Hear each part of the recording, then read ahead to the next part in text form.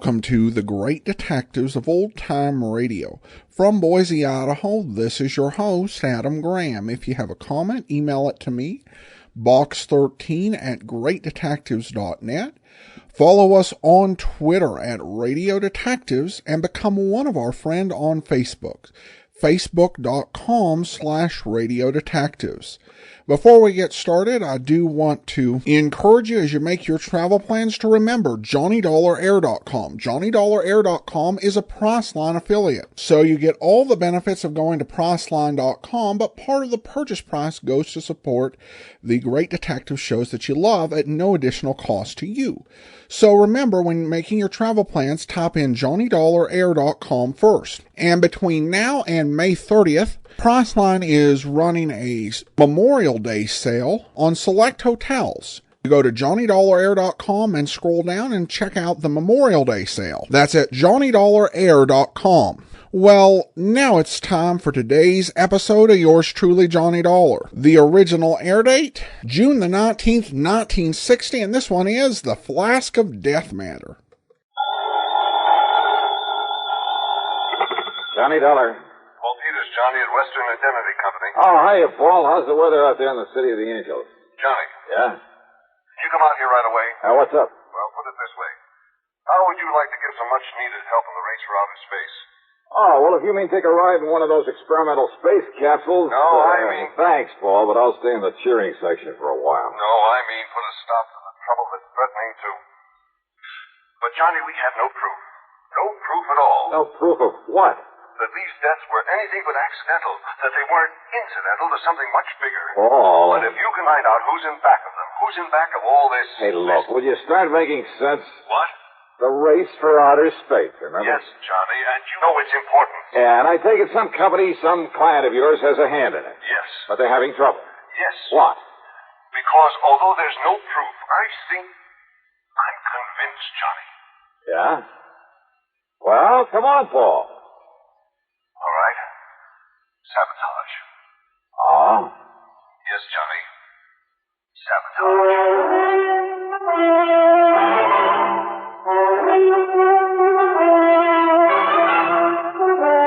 CBS Radio brings you Bob Bailey in the exciting adventures of the man with the action-packed expense account, America's fabulous freelance insurance investigator. Yours truly, Johnny Dollar.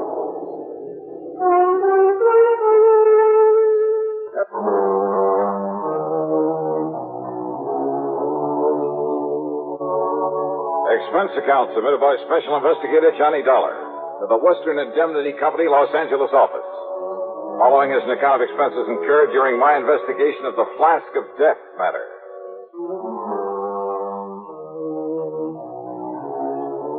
Expense account item 1, $180.40 for a plane to New York, then one of the big jets to Los Angeles. Item 2, $570 for a cab to Paul Peters' office on Wilshire Boulevard on the strip they call the Miracle Mile. I've arranged a rental car for you, Johnny, so you can get on up there right away.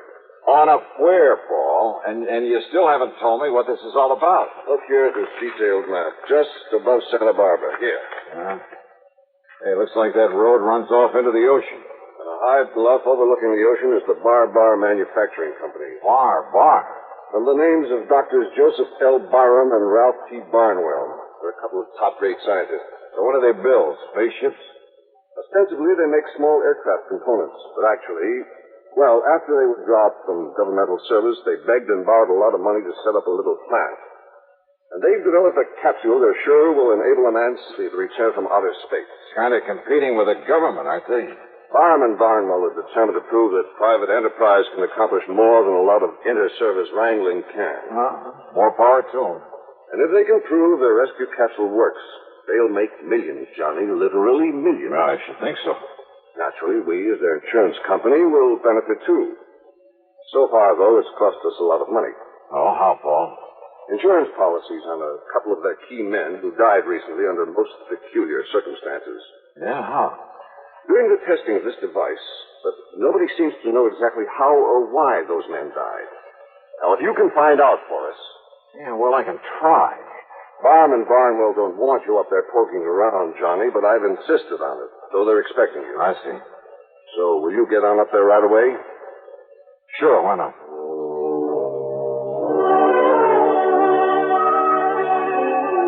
Thanks to a good freeway system, I arrived at the Bar plant shortly after 2 p.m.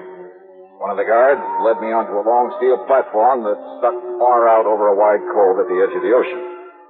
At the end of it, surrounded by a lot of complicated machinery, attended by half a dozen men, was Dr. Ralph Barnwell at the controls of a gigantic hoist. A long, heavy steel cable on it was pulling something out of the deep waters of the cove. Much to my surprise, Dr. Barnwell didn't seem to resent my presence at all. Yes, Dollar. Here comes the space capsule. And this time the test has to be successful. Say, tell me, Dr. Barnwell. Twice before it was plunged, fired into this deep hole at the edge of the ocean under conditions simulating a return from outer space. Everything within the capsule functioned perfectly. The tests were a complete success. Except for one thing. What's that? For no apparent reason. For no reason at all. Yeah? The man inside it was dead. I see. Easy now. Lower, Doc. Yes. All right now. Ready on the cradle. And that's why, Mr. Dollar. That's why my partner, Dr. Joseph Barham, insisted on making this test himself. All right, men. Release the pressure so we can open the door of the capsule. All ready? Good. All right, now come on, Dollar.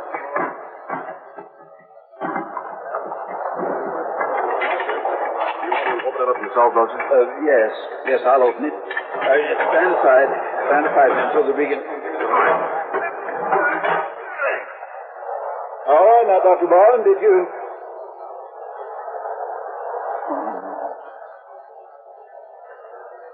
Joseph.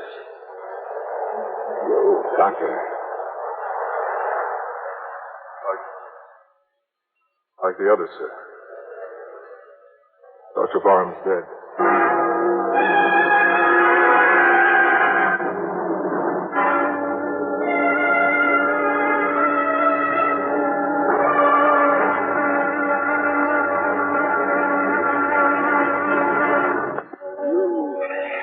You saw it yourself, Dollar. There was nothing inside that capsule that could possibly have killed Joseph Barham. Yeah, well, now, maybe the autopsy will, Doctor? Yes, of course.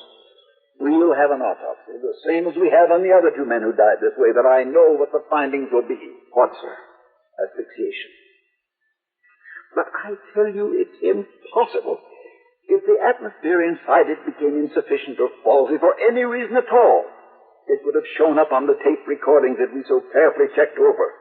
And these young scientists we employ don't miss anything, Dollar. Well, what about a poisonous gas of some kind in there? Poisonous gas? Well, 3 of these in a row, Doctor. It looks kind of deliberate, doesn't it? The presence of any known poisonous gas would have been recorded, too. Any known poisonous gas? What? Well, isn't that what you said, Doctor?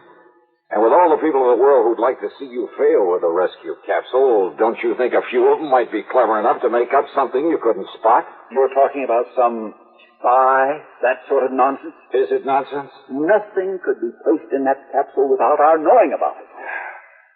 You're pretty sure of all the people you have working there? Of course we are, as sure as we can be. Yeah? What's more, if any device had been placed in the capsule to release this poisonous gas you're talking about, we'd have discovered it when we opened the capsule. We'd have smelled traces of it. Well, maybe. And maybe it sounds wild, Doctor, but have you considered the possibility of the man himself in there releasing some kind of... Dr. Barham, a suicide? No. Good heavens, no. All right, how was a breathable atmosphere provided inside that thing? 2 oxygen tanks, primarily, and a minus-pressure tank system containing a CO2 absorption unit, plus, of course... Well, what's been done with the oxygen tanks that were aboard? Why, they've probably been returned to the storeroom, where they can be made ready for the next test. You're not sure? I tell you, Dollar, the presence of any poisonous gas... Any known poisonous gas, remember? You know that rescue capsule inside and out, don't you? Every square inch. Even the most minute detail. Well, I know nothing about it, but, Doctor, that might be an advantage in my investigation. What? Because I have no preconceptions about why or how some device couldn't be put aboard. I'm afraid I don't follow. So maybe I'm just the one to find out how it was. But that doesn't... Also, I have a strange little hunch I'd like to follow up. Do you believe in hunches, Doctor? Hardly. As a scientist, But, Mr. Dollar, if your hunch can result in finding the killer among us... Maybe it will, Doctor. Maybe it will.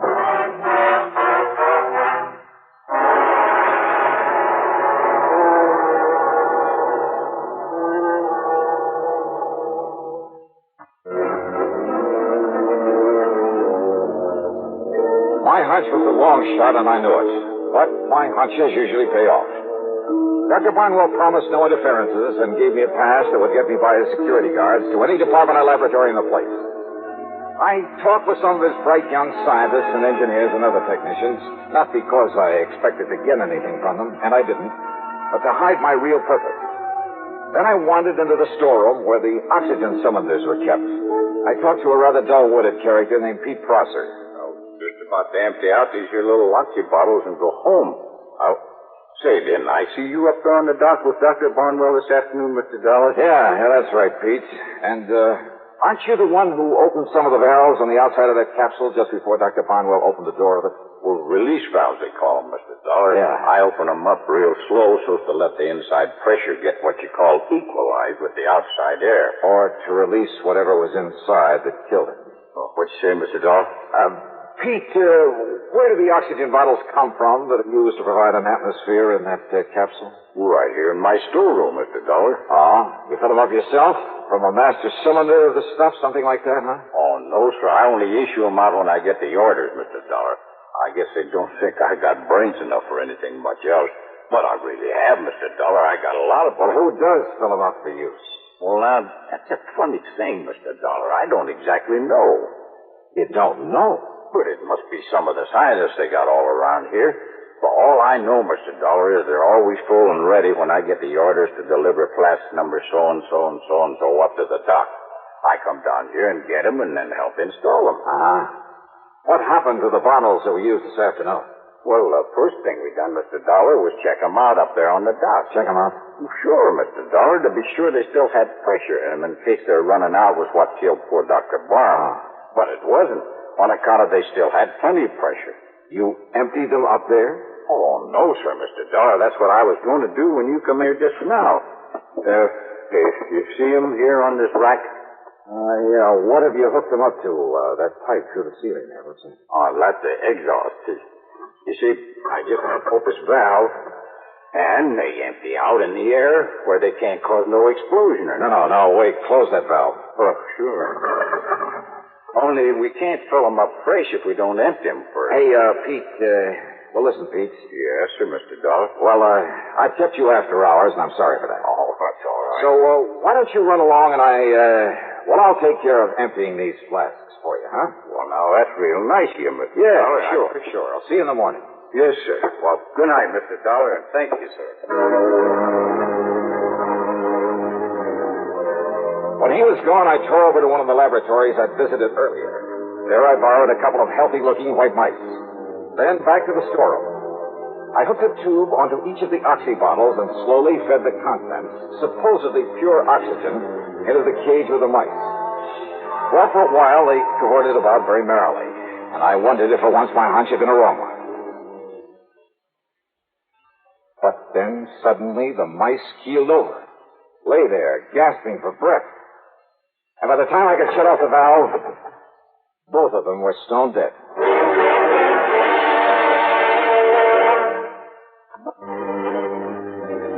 Now I knew how Dr. Barham and the others had been killed inside the space rescue capsule.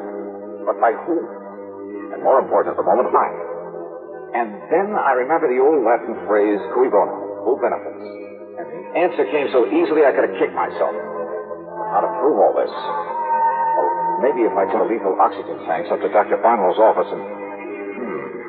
maybe there was a better way. Yeah, a little less dangerous.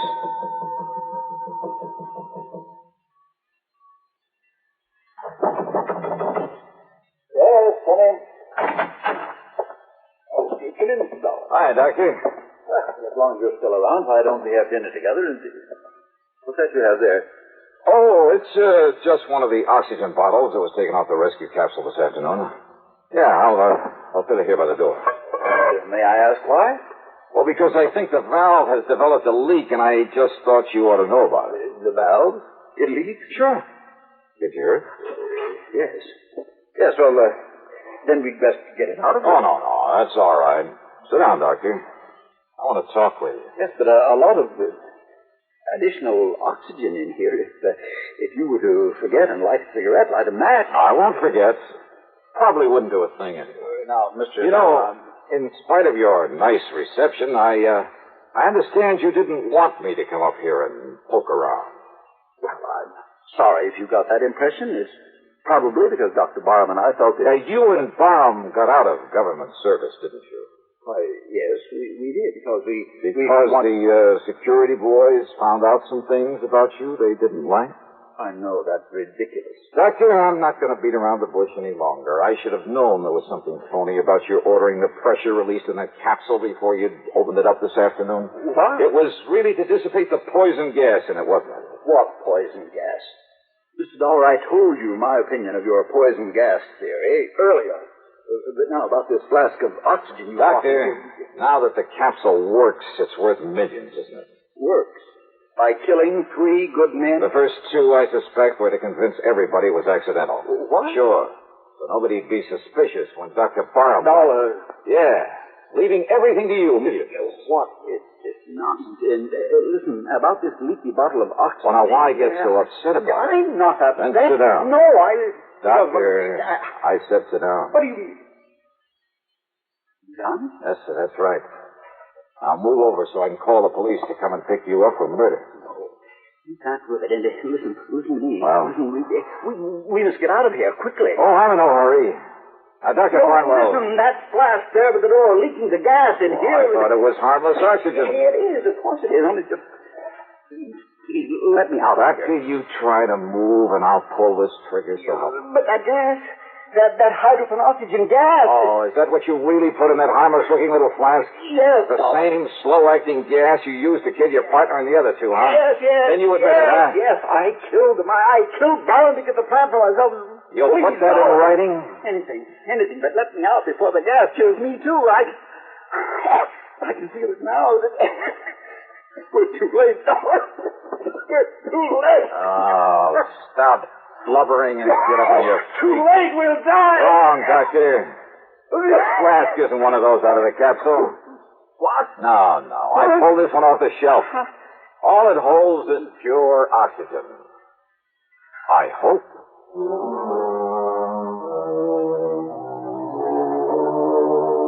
I don't know, of course, but I suspect the government will take over.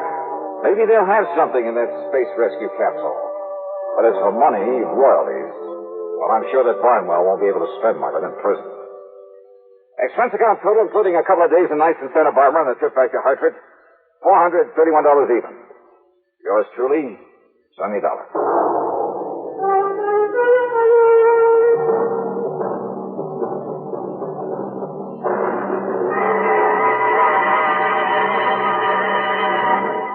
A story that's called The Wholly Unexpected Matter, and believe me, the title fits. Yeah, it involves a wild trip across the country in search of a killer who just happens to be looking for me, who apparently knows more about my plans and where I'm going than I do myself, all of which leads up to a really unexpected twist at the end of the yarn. I think you'll like this one. Like it a lot. So join us, won't you? Yours truly, Johnny Dollar.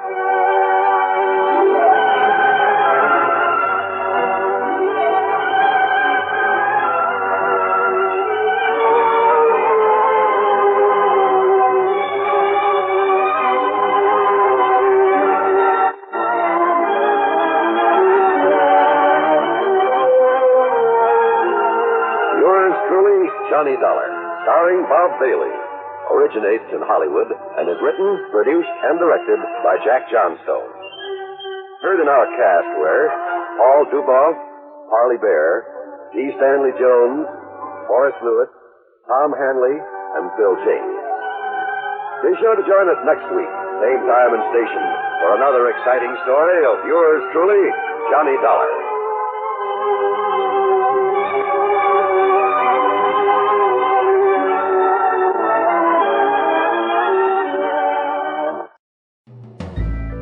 This is Andrea J. Graham, author of the Web Surfer series. Oh, and a Madam's Wife. You're listening to the Great Detectives of Old Time Radio.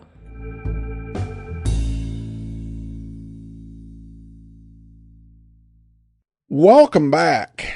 There are times when the title of an episode gives it away.